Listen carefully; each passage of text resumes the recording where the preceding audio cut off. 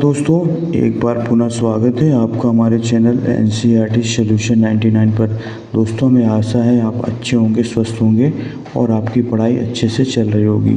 दोस्तों, आज हम जो है कक्षा 11वीं की दोस्तों पाठ 1 कबीर के पद के दोस्तों प्रश्न उत्तर देखेंगे। दोस्तों, कक्षा 11वीं में ये दोस्तों इसका एक पद लगा है, हम तो एक एक कर जाना। तो दोस्तों इस पद से संबंधित महत्वपूर्ण प्रश्न उत्तर हैं जो देखेंगे दोस्तों कक्षा 11वीं के। तो दोस्तों देखते हैं इसके प्रश्न। पहला प्रश्न क्या है दोस्तों, इसका पहला प्रश्न दोस्तों इसमें पूछा है, कबीर की दृष्टि से ईश्वर एक है, इसके समर्थन में उन्होंने क्या क्या तर्क दिए हैं। तो दोस्तों प्रश्न पूछा है कि कबीर की दृष्टि से ईश्वर एक है, इसके समर्थन में उन्होंने क्या क्या तर्क दिए हैं। तो दोस्तों इसका तो आंसर देखते हैं। तो कबीर कहते हैं कि जिस प्रकार विश्व में एक ही वायु और जल है, उसी प्रकार संपूर्ण शरीर में एक ही परम ज्योति व्याप्त है। एक ही मिट्टी से सब बर्तन और सभी जीवों का निर्माण हुआ है। तो दोस्तों ये कबीर जो है एकेश्वरवादी थे और दोस्तों वो कहते थे कि ईश्वर क्या है, एक है। और जो है दोस्तों उन्होंने जो है अद्वैतवाद के सिद्धांत का प्रतिपादन किया था।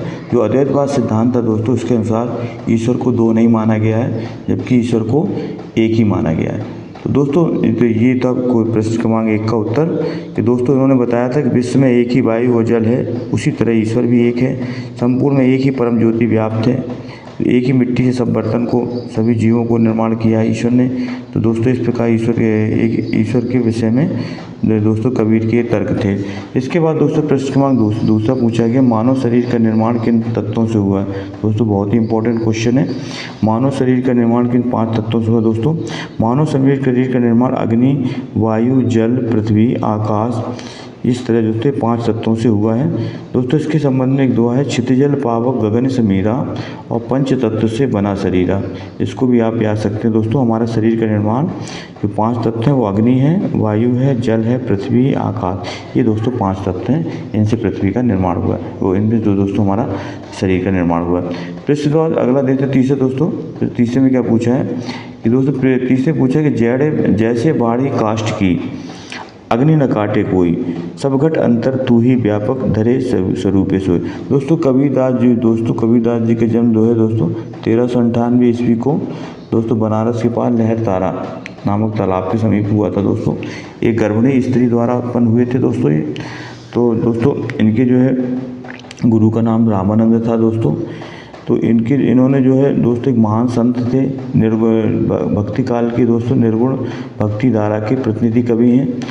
तो दोस्तों इसमें पूछा कि क्वेश्चन देखते, जैसे बाड़ी काष्ठ की काटे अग्नि न कोई, सब घट अंतर तू ही व्यापक धरे शरीर सोई। तो दोस्तों इसमें कबीरदास जी कहते हैं कि बढ़ई लकड़ी को तो काट सकता है। दोस्तों बाड़ी माने बढ़ई, काष्ठ माने लकड़ी को तो काट सकता है, अग्नि न काटे कोई, परंतु उसमें निहित अग्नि को कोई नहीं काट सकता।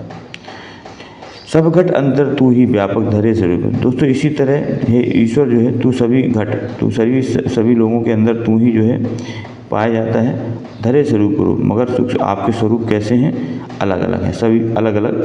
तो दोस्तों ये कहने का तात्पर्य है कि कबीरदास जी कहते हैं कि बड़े शरीर अग्नि लकड़ी को तो काट सकता है, परंतु उस लकड़ी में निहित आग को नहीं काट सकता। वैसे ही मनुष्य का शरीर तो नष्ट हो जाता है, परंतु आत्मा अमर है।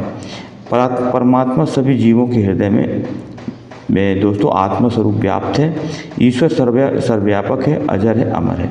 तो दोस्तों ये था इसका इस पंक्ति का दोस्तों अर्थ। इसके बाद दोस्तों प्रश्न क्रमांक 4 है, ये बहुत ही इंपॉर्टेंट क्वेश्चन है दोस्तों, इसमें आप IMP लगा लीजिए। कबीर ने अपने आप को दीवाना क्यों कहा है। दोस्तों कबीर, ये बहुत IMP क्वेश्चन है दोस्तों।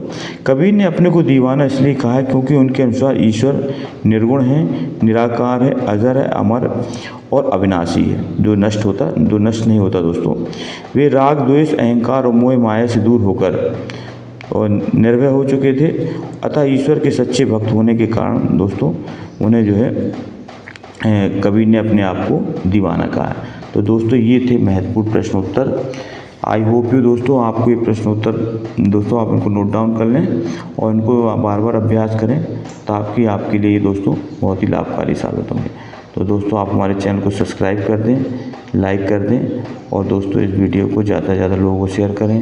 दोस्तों नेक्स्ट वीडियो में फिर मिलते हैं, तब तक के लिए दोस्तों जय हिंद, जय भारत, वंदे मातरम दोस्तों।